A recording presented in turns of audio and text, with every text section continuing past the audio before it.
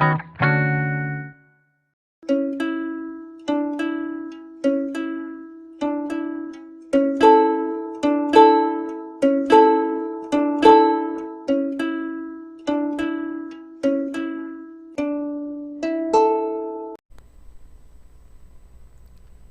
년 전에 세상을 떠들썩하게 했던 한강 몸통 시신 사건을 여러분 기억하실 거예요. 굉장히 끔찍한 사건이었죠.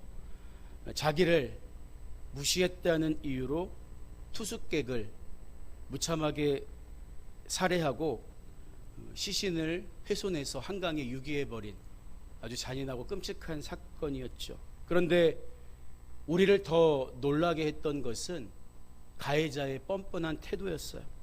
그는 오히려 자기가 억울하다고 주장하면서 사건의 모든 책임은 피해자에게 있다고 주장했습니다.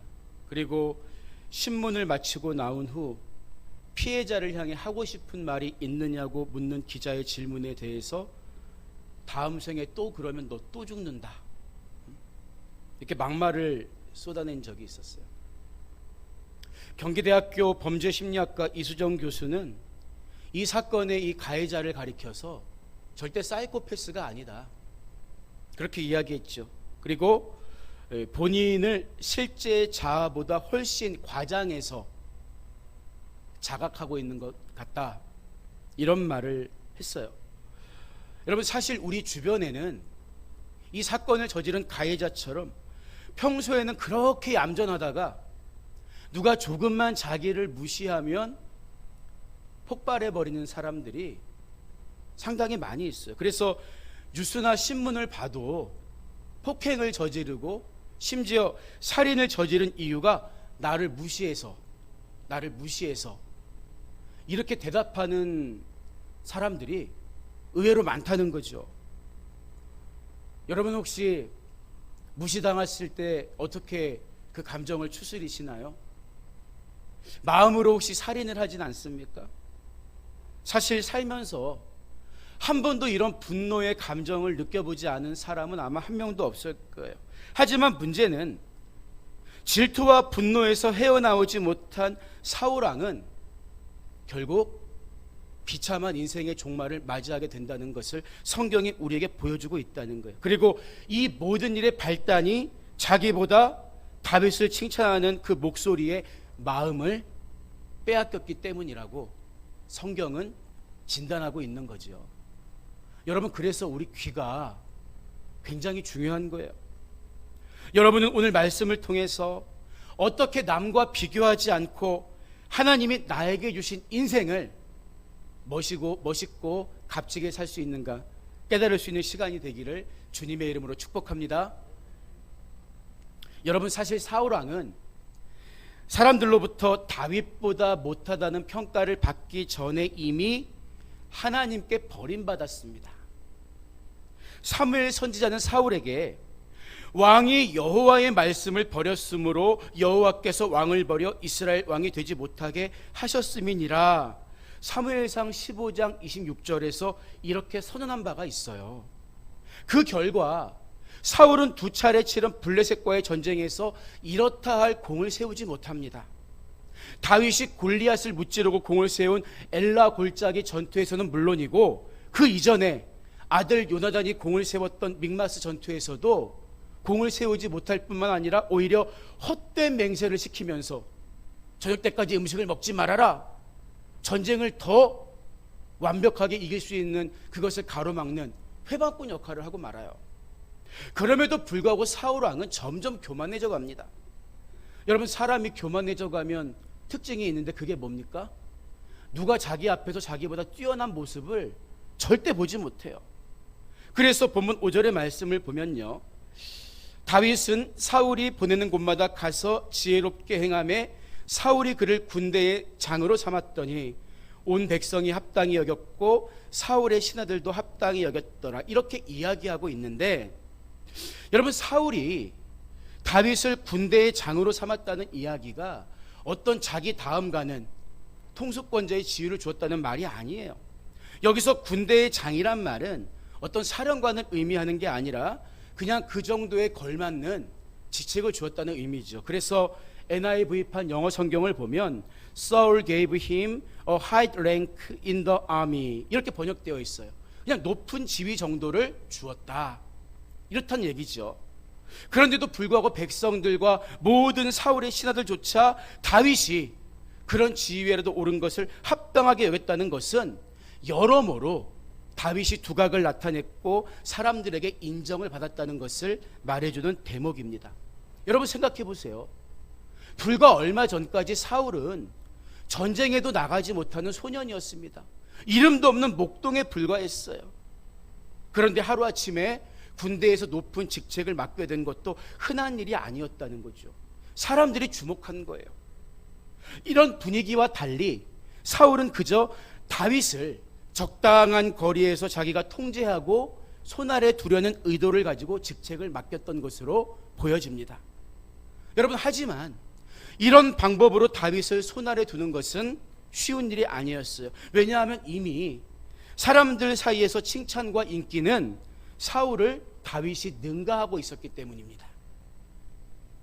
본문 6절 이하의 말씀을 보면 무리가 돌아올 때 곧 다윗이 블레셋 사람을 죽이고 돌아올 때에 여인들이 이스라엘 모든 성읍에서 나와서 노래하며 춤추며 소고와 경서를 가지고 왕 사울을 환영하는데, 공식적으로는 왕을 환영하는 행사예요. 그런데 뭐라고 노래를 합니까? 여인들이 뛰놀며 노래하여 이르되 사울이 죽인 자는 천천히요 다윗은 만만이로다 한지라, 이렇게 이야기하고 있어요. 그 당시 가정 밖에서 일어나는 일을 잘 모를 수밖에 없는 여인들조차 밖에 나와서 다윗을 더 훌륭하게 평가하는 것은 당시 이스라엘의 민심이 어디로 흘러가고 있는가를 잘 보여준다고 할 수 있어요. 우리 옛말에도 민심은 천심이다, 이런 말이 있죠. 민심을 통해서 사울이 취해야 될 행동이 무엇일까요? 사무엘 선지자가 내가 하나님의 말씀을 버렸기 때문에 하나님도 나를 버렸다고 한 것이 바로 이런 내용이구나. 아이고, 내가 정말 잘못했구나. 여인의 그 목소리들을 듣고 이렇게 회개했다면 그 귀가 얼마나 복되었겠습니까? 그런데 본문 8절을 보면 뭐라고 얘기해요? 사울이 그 말에 불쾌하여 심히 노하여 이르되 다윗에게는 만만을 돌리고 내게는 천천만 돌리니 그가 더 얻을 것이 나라 말고 무엇이냐, 이렇게 이야기하면서 불같이 분노했다고 기록하고 있어요.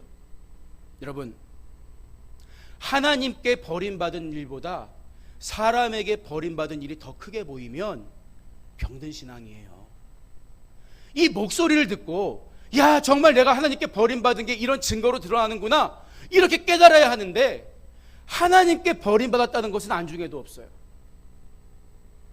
병든 신앙의 특징이 이렇습니다. 하나님과의 관계보다 사람들과의 관계가 더 신경 쓰이는 거예요. 거기에 분노하고 있는 것입니다. 여러분, 그런데 사울이 원래부터 이런 사람이었을까요? 그렇지 않아요. 사울이 처음 제비뽑기를 통해 이스라엘의 왕이 되었을 때를 보면 사람들이 그를 무시합니다. 그래서 사무엘상 10장 27절을 보면 어떤 불량배는 이르되 이 사람이 어떻게 우리를 구원하겠느냐 하고 멸시하여 예물을 바치지 아니하였으나 그는 잠잠하였더라. 왕이 되면 사람들이 나와서 예물을 바치는 게 관례였는데 사울을 무시해서 예물도 바치지 않았다는 거예요. 이 사람이 어떻게 우리의 왕이 되겠어? 우리를 어떻게 구원하겠어? 대놓고 무시하는데 사울은 잠잠했다는 거죠. 사울도 한때는 오늘 이 이야기보다 더 심한 말을 듣고도 자기를 컨트롤할 수 있는 사람이었어요. 왜? 그때는 겸손했기 때문에. 어떻게 나 같은 사람이 왕이 될 수 있습니까? 그래서 암몬왕 나하스와의 전쟁을 승리로 이끈 뒤에 백성들이 왕이시여, 당신을 모욕했던 그 불량배들 다 데리고 와서 처형하십시오, 왕의 권위를 보여주십시오, 이렇게 이야기했을 때 사울이 뭐라고 이야기합니까? 이 날에는 사람을 죽이지 못하리니 여호와께서 오늘 이스라엘 중에 구원을 베푸셨음이니라. 내가 잘나서 승리한 게 아니야. 하나님이 구원을 베푸셔서 우리가 이길 수 있었으니까 사람을 죽여서는 안 돼. 이런 위인이 바로 사울왕이었다는 거예요.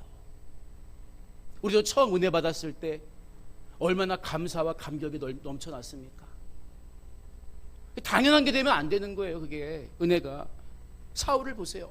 겸손한 마음이 사라지고 세상에서 인정받고 싶고 다 이거 내가 한 거지 뭐 사실, 이런 마음이 커지게 되면요, 조금만 남이 자기를 알아주지 못하거나 남과 비교하고 자기를 무시하는 듯한 말을 해도 불같이 화를 내게 되고 자기를 비교하는 대상을 질투하고 시기하게 되는 거예요. 보세요. 탐심이 남이 가진 것을 갖기 원하는 욕심이라면 시기와 질투는 뭡니까? 그거를 그 사람이 가졌다는 자체가 인정 안 되는 거예요. 이게 시기심입니다. 질투예요. 보세요. 사울은 왕이고 다윗은 얼마 전까지 이름도 없는 시골 목동에 불과했어요. 사울은 한 나라의 왕이지만 여전히 다윗은 일개 신하일 뿐입니다. 사울은 이게 용납이 안 되는 거예요. 왜 하필이면 네가 나보다 칭찬을 받아야 하느냐? 내가 왕인데 네까지 게 뭔데 나보다 뛰어나다는 칭찬을 듣는 거냐? 질투의 마음이죠. 우리가 신앙의 연수가 오래됐다고 해서 이 마음으로부터 자유로울까요?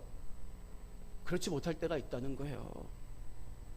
인간적인 면으로 보면 사울의 이런 입장이 이해는 되는 면이 있지요. 하지만 여러분, 냉정하게 우리가 앞뒤 사건을 판단하고 분석해 보면 사울이 다윗을 질투하고 시기하는 게 합당한 일이 절대 아니에요. 만약에 다윗이 골리앗을 물리치지 못했다면 가장 먼저 목숨을 잃어야 했을 사람은 누구입니까? 이스라엘의 왕이었던 사울이었어요. 그런데 다윗이 나아가서 골리앗을 무찌르고 다윗으로 인해 전쟁에 승리하고 왕권도 보장받았으니까 따지고 보면 골리앗과 블레셋을 무찌른 엘라 전투의 가장 큰 수혜자는 사울 자신입니다. 자기 왕관을 다윗에게 씌워주고 자기 말에 다윗을 태워서 행진시키면서 고마워해도 부족할 판에 여인들이 다윗을 좀 칭찬했다고 그걸 듣고 불같이 화를 내고 시기하고 질투하는 게 말이나 됩니까? 왜 그럴까요? 감사하는 마음이 없기 때문이에요. 이처럼 감사를 잊어버리면 교만해지고 자기를 무시하는 어떤 말도 소화시키지 못하는 불행한 병에 걸리고 마는 것입니다. 그래서 그날부터 다윗을 주목해 보면서 자기 인생은 사라져버린 거예요. 얼마나 안타깝습니까? 예전에 중학생 시절에 한 친구와 집을 가는데 친구가 갑자기 후다닥 뛰어가는 거예요. 보니까 10,000원짜리 한 장을 주신 겁니다. 여러분 80년대에 10,000원짜리면 굉장히 큰 돈이에요. 그래서 그 친구가 한턱을 쏴서 떡볶이도 먹고 굉장히 즐거웠던 기억이 납니다. 예, 그때부터 우리 반 아이들이 집에 갈 때 다 땅만 쳐다보고 이렇게 지나가요. 어디 10,000원짜리 또 한 장 없나? 그런 일은 또 일어나지 않았습니다. 다니다 목이 너무 아파가지고 이제 포기하고 말았던 거죠. 여러분, 굉장히 어리석지요. 우스운 일입니다. 그런데 본문 마지막 절이 그런 얘기를 하고 있는 거예요. 그날부터 사울이 다윗을 주목하였더라. 뒤바뀐 민심을 느끼면서 다윗을 질투하기 시작한 사울이 이제 자기 인생은 팽개치고 다윗을 어떻게 할까? 저놈이 지금 뭘 하고 있지? 여기에만 골몰하면서 살아가기 시작했다는 거죠. 쉽게 말하면 그날 이후로 사울의 인생은 하늘이 아닌 땅만 바라보는 인생으로 전락해버리고 말았다는 거예요. 여러분은 혹시 이런 인생을 살면서 인생을 허비한 적은 없습니까? 모차르트의 일제기를 다룬 아마데우스라는 영화의 도입 부분을 보면요, 어떤 노인이 자살을 시도하다 실패를 합니다. 그리고 자기를 찾아온 신부에게 자기 죄를 고백하는데 스스로 목숨을 끊으려고 했던 이 노인은 한때 궁정음악장이었던 살리에르였죠. 그는 음악에 대한 강한 열정을 갖고 있었지만 부모의 반대로 충분한 기회를 누릴 수가 없었어요. 그러다가 아버지가 죽고 난 뒤에 피나는 노력 끝에 궁정음악장의 지휘에까지 오르게 됩니다. 그런 살리에르의 마음속에 걸리는 게 한 가지가 있는데 그게 누굽니까? 바로 음악의 천재 모차르트였어요. 자신은 결코 따라갈 수 없는 천재성을 가졌고 어려서부터 좋은 환경에서 음악 교육을 받아온 모차르트 앞에서 살리에르는 언제나 열등감 덩어리일 뿐이었습니다. 더구나 모처럼 황제에게 칭찬을 들은 자기의 행진곡도 어딘가 부족하다면서 그 자리에서 편곡해버리는 모차르트를 보면서 살리에리의 열등감은 그런 재능을 모차르트에게만 허락한 하나님을 향한 분노와 증오로 점점 변해가죠. 시간이 흐르고 방탕한 생활로 재정이 어려워진 모차르트는 아버지마저 돌아가시고 나자 정서적으로 불안해지기 시작했는데 살리에르는 그 틈을 노려서 모차르트를 괴롭히기 시작합니다. 우연인지 모르지만 극도의 불안과 정신 착란 속에 모차르트는 숨을 거두게 되죠. 젊은 나이에. 그러나 결코 자기가 넘어설 수 없었던 천재와 같은 장벽을 제거했다는 기쁨도 잠시였고 살리에르는 자기 행동에 대한 죄책감과 절망감으로 자살을 시도하게 됐던 거예요. 여러분, 영화에 나오는 살리에르와 모차르트의 이 관계를 보면 성경에 나오는 오늘 우리가 읽은 사울과 다윗의 관계가 겹쳐져요. 이스라엘의 왕을 세우는 것을 하나님을 반대하셨습니다. 그러나 사람들의 거듭된 요구에 따라서 사울은 왕의 자리에 오르게 됩니다. 하지만 다윗은 처음부터 하나님이 택한 나의 그릇으로 출발을 해요. 사람이 세운 사울과 하나님이 세우신 다윗은 이렇게 출발부터 달랐는데 이제는 사람들마저 사울을 가리켜서 천천히라고 칭찬하지만 다윗을 가리켜서는 만만이라고 더 높이 칭송하면서 사울은 끊임없이 다윗을 넘어서려는 시도를 하다가 비참한 최후를 맞이하게 된다는 거죠. 여러분, 이게 얼마나 안타까운 일입니까?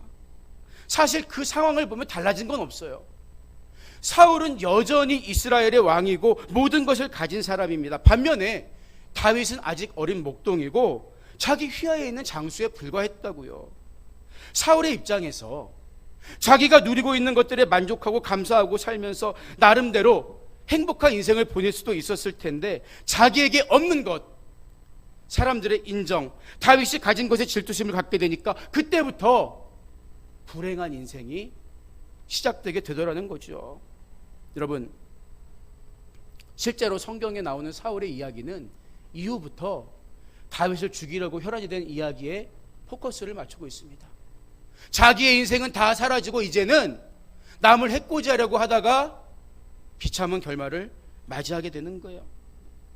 질투심이 가져온 인생의 종말이죠. 여러분, 우리라고 해서 다를 게 있을까요? 우리는 지금도 천성을 향해 한 걸음씩 나아가는 순례자와 같은 삶을 살고 있습니다. 주변을 돌아볼 시간이 없어요. 하나님이 나에게 허락하신 것들에 대해 감사하고 하나님께 영광 돌려드리고 충성하면서 살아도 시간이 부족한데 자꾸 사람들의 평가, 남들의 시선에 한눈을 팔고 남과 비교하는데 우리의 에너지를 허비하고 있지는 않느냐는 거예요. 모차르트를 시기한 살리에르처럼 또 다윗을 질투한 사울처럼 끊임없이 남과 나를 비교하다가 보면 결국 불행한 인생을 살 수밖에 없다는 거죠. 그래서 히브리서 12장 2절을 보면 믿음의 경주를 하는 우리들에게 이렇게 충고해 주고 있습니다. 믿음의 주요 또 온전케 하시는 이인 예수를 바라보자. 우리가 신앙의 경주를 하는 데 있어서 우리가 항상 바라보고 목표 지점으로 삼아야 하는 것은 예수님이라는 거예요. 여러분, 상식적으로 생각해 보면요, 경주를 하는 사람들은요, 자기보다 앞에 가는 사람이나 뒤에 따라오는 사람을 바라보면서 페이스를 맞춥니다. 쇼트트랙을 하는 사람도 마찬가지예요. 선두그룹을 바라보기도 하고 또 추격해 온 사람을 바라보기도 하죠. 근데 성경 말씀은 경주를 하는 사람들이 상대방을 바라보는 것이 아니라 예수님을 바라봐야 한다고 가르쳐주고 있어요. 왜일까요? 사람을 바라보는 순간 우리는 본능적으로 비교하게 됩니다. 비교하다 보면 절망에 빠질 수밖에 없어요. 분노할 수밖에 없습니다. 뒤따라오는 사람들을 보면 우쭐해지고 교만해지다가도 저만치 앞서가는 사람만 바라보면 나는 왜 이것밖에 안 되는가 절망하게 되는 거예요. 우리 큰딸아이도 야, 홍진경 딸은 한 달에 얼마를 쓴대. 야, 홍진경이 한 달에 얼마를 버는 줄 알아? 그런 거 바라보면 어린 인생일지라도 자기가 불행해 보이는 거예요. 얼마나 안타깝습니까? 사울이 다윗만 쫓아다니다가 무너져 버린 것처럼 우리가 땅만 바라보고 비교하는 인생을 산다면 우리는 받은 은혜는 다 잊어버리고 남만 비교하다가 결국 사울처럼 절망스러운 인생을 살 수밖에 없다는 거죠. 여러분, 그런데 문제가 뭡니까? 문제가 우리가 주님을 바라봐야 한다는 걸 잘 알아요. 주님을 바라보다가도 본능적으로 자꾸만 우리 마음이 상대방에 대한 질투심을 느낄 때가 있다는 거죠. 오죽하면 속담에 사촌이 땅을 사면 배가 아프다, 이 말을 누가 반박합니까? 가까운 사람이 잘 될수록 이상하게 우리 마음에는 더 큰 질투심이, 더 큰 시기심이 스물스물 피어나는 거예요. 우리가 이것을 어떻게 이겨내야 할까요? 19세기 영국 런던에 유명한 목사님이 세 분 계셨습니다. 한 분은 마이어라는 목사님이셨고, 또 한 분은 기독교 역사상 설교를 제일 잘했다는 찰스 스펄전 목사님이고, 마지막 한 분이 캠벨 몰간 목사님이었어요. 다 훌륭한 목사님이셨습니다. 그런데 세 분 중에 몰간 목사님은 잠시 미국에서 선교 사역을 하시다가 영국으로 돌아와서 웨스트민스터 교회 담임 목사가 되었다고 해요. 그런데 그때 마이어 목사님이 이런 고백을 합니다. 몰간 목사님이 미국에 선교사로 가 있을 때는 그분을 위해서 참 열심히 기도할 수 있었는데, 런던으로 와서 같은 도시에서 사역하게 되니까 그분을 위해 기도하는 게 어려워지더라고요. 이런 고백을 했어요. 그래서 마이어 목사님은 기도를 합니다. 하나님, 제 마음속에서 이 시기와 질투를 없애주시옵소서. 같은 런던에서 목회를 하니까 아무래도 비교가 되고 질투심이 생긴 거죠. 그런데 이렇게 기도해도 마음속에 질투심이 사라지지 않는 거예요. 그때 하나님께서 마이어 목사님에게 이런 음성을 들려주십니다.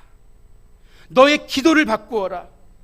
질투를 없애달라고 기도하지 말고 그들을 축복하기 위해 기도하라. 다시 기도했습니다. 하나님, 스펄전 목사님과 캠벨 몰간 목사님과 그 교회를 축복해 주시옵소서. 그런데요, 그렇게 기도하고 나니까 마음속에 질투심이 사라졌을 뿐만 아니라 오히려 기쁨과 자유함이 넘쳐났다는 거예요. 어느 날 사람들이 많이 모인 예배의 공개기도 석상에서 마이어 목사님이 이런 유명한 기도를 합니다. 하나님, 몰간 목사님과 몰간 목사님의 교회를 축복해 주셔서 사람들이 메워지도록 해주시고 들어갈 자리가 없거든 그때 우리 교회로 보내주시옵소서. 이렇게 기도했다는 거예요. 이 세 분은 모두 아름답게 주님을 위해 사역했고 아름다운 열매를 맺었다고 해요. 여러분, 우리 마음속에 있는 시기와 질투 자체를 없애는 것은 쉽지 않은 일이에요. 그러나 그렇게 시기와 질투의 마음이 있는 연약하고 추한 모습일지라도 우리가 의지를 가지고 남을 축복할 수도 있잖아요. 축복해 볼 수는 있잖아요. 그런데 놀라운 것은 그때 우리 마음속에 질투심이 사라지고 자유함이 회복된다는 거예요. 보세요.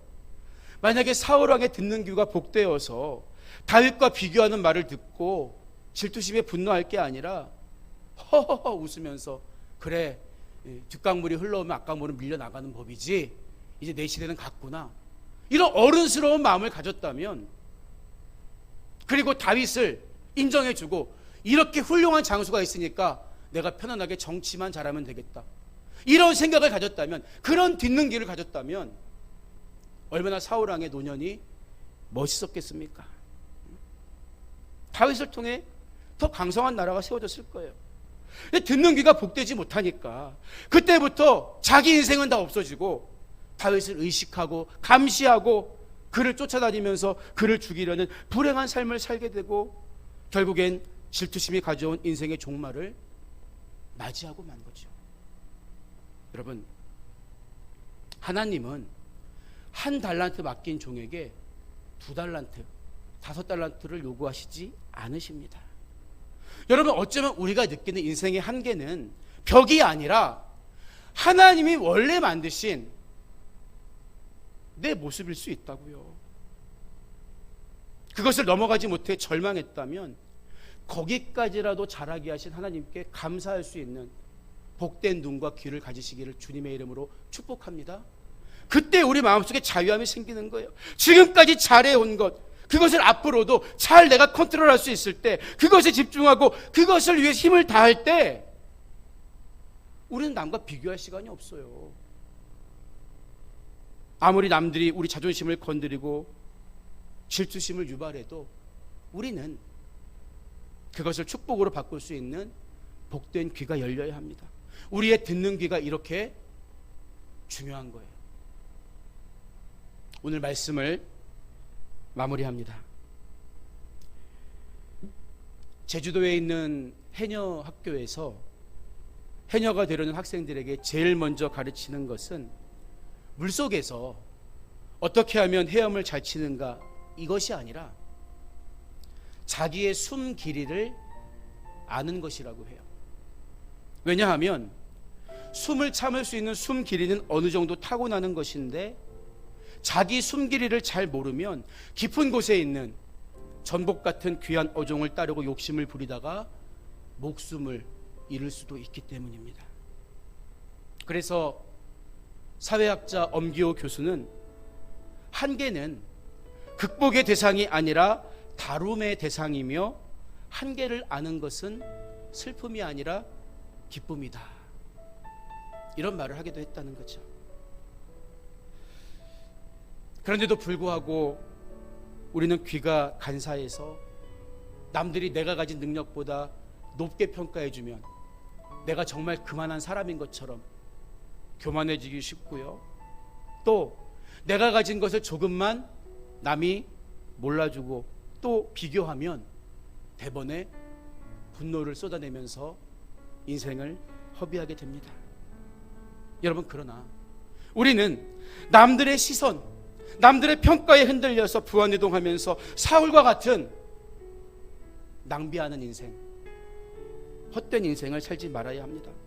듣는 귀가 복되어야 인생이 아름답습니다. 믿음의 주요 온전케 하시는 인 예수만 바라보면서 남들이 알아주든 몰라주든 언제나 남을 축복하면서 기쁨과 자유함의 인생을 살아갈 수 있는 여러분 모두가 되시기를 주님의 이름으로 간절히 축복합니다.